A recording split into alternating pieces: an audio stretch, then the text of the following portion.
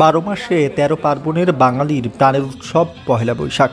এই উৎসবকে ঘিরে প্রতি বছরই নানা আয়োজনে মেতে ওঠেন উৎসবপ্রিয় বাঙালি। এবারও তার ব্যতিক্রম নয়। বাংলা বছর ১৪৩১ বঙ্গাব্দকে বরণ করে নিতে বরিশাল সেজে উঠেছে নানা রং, নানা আয়োজনে। ভোর হতে না হতেই বর্ণাঢ্য শোভাযাত্রায় সেজেছিল গোটা নগরী। মঙ্গল শোভাযাত্রায় পেঁচা, হাতি, নানা ধরনের পাখির প্রতিকৃতি সহ বিভিন্ন নকশার মুখোশে অংশ নেয় ছোট বড় অনেকেই। প্রথমত সকলকে শুভ নববর্ষ। আর সব থেকে ভালো লাগার ব্যাপার হচ্ছে এবছর ঈদ এবং নববর্ষ প্রায় কাছাকাছি, তো দুইটা উৎসব একসাথে মিশে খুব ভালো লাগছে।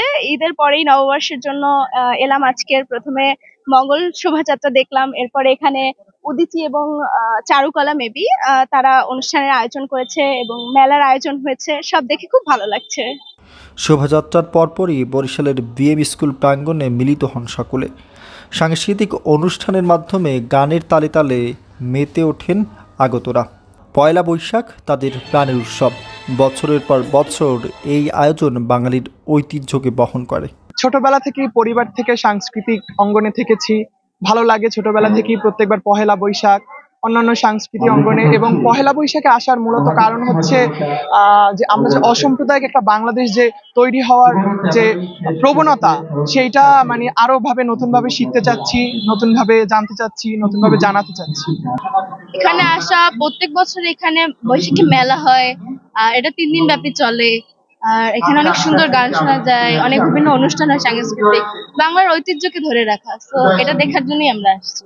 ৩ দিনব্যাপী মেলা ঘুরে দেখতে এসছেন অনেকেই।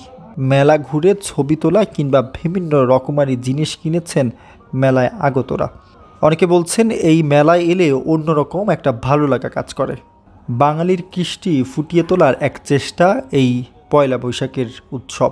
সকালে উঠে আসছি, ওদের আগ্রহে ছিলাম, কালকে অনেক এনজয় করছি, আলপনা দিছি, তারপরে সকালবেলা উঠে শাড়ি টাড়ি পরে বেরিয়ে আসছি। এটা হচ্ছে বাঙালির এক অসাম্প্রদায়িকের উৎসব, আর সব ধর্মের মানুষরা একসাথে আমরা পালন করে থাকি এই উৎসবটা। আর এই যে মেলা, বৈশাখী মেলা, তারপর হচ্ছে পান্তা ইলিশ, এটা হচ্ছে আমাদের এই প্রাণের উৎসবের একটি অংশ। আর এই উৎসবটা দিনে দিনে ছোট হয়ে যাচ্ছে, চাচ্ছি যে এটা যেন আরো বড় পরিসরে হয়ে থাকে।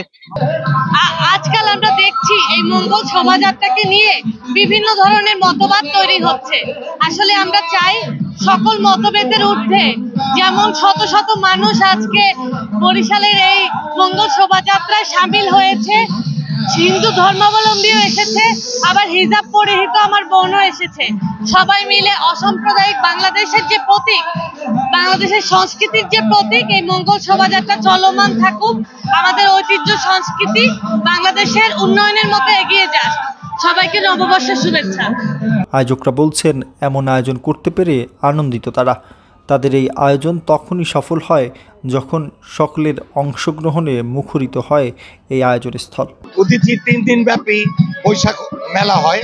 তো মেলায় আমার মনে হয় যে এর থেকে বড় জমায়েত বাংলাদেশে কোথাও হয় কিনা আমার জানা নেই। বরিশালের সকল মানুষ উদীচীর মেলায় না আসলে বৈশাখটা তাদের সম্পূর্ণ হয় বলে মনে হয় না। তো সে কারণে আমরা বিশ্বাস করি এবারেও সকল সংকীর্ণতা উপেক্ষা করে মানুষের ঢল নামবে আমাদের মেলায়। এভাবেই একসাথে একই সুতোয় উৎসবে মেতে উঠুক পুরো বাংলাদেশ। বছর ঘুরে আবারও এসছে বাঙালির প্রাণের উৎসব পয়লা বৈশাখ।